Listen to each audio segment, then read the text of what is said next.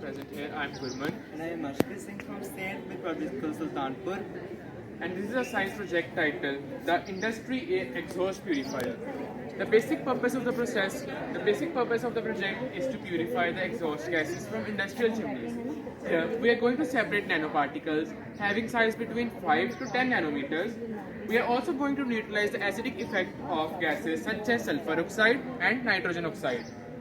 It is exactly the same as the dialysis process in human kidneys. So, we can also consider it to be as the dialysis of earth.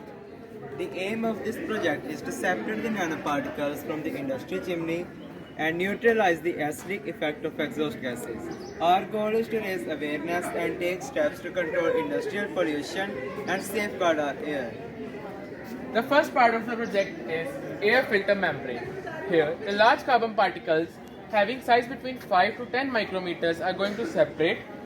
The second part is electrodes. Here, we are going to separate charged carbon particles by using the electrostatic force. The positively charged carbon particles will be collected at negatively charged electrodes, and the negatively charged carbon particles will be collected at positively charged electrodes. Third part of the process is solution chamber and spray chamber. Here, we are going to neutralize the acidic effect of gases such as sulfur oxide and nitrogen oxide by using the spray method. There are several projects started by Indian government such as National Clean Air Program and National Air Quality Index, etc. We are working on the same platform. I think our project could be the future of our beautiful planet Earth. It is the last part of our project. Basically, it is a part of research and development. I believe it represents the future and will address all air pollution challenges ahead.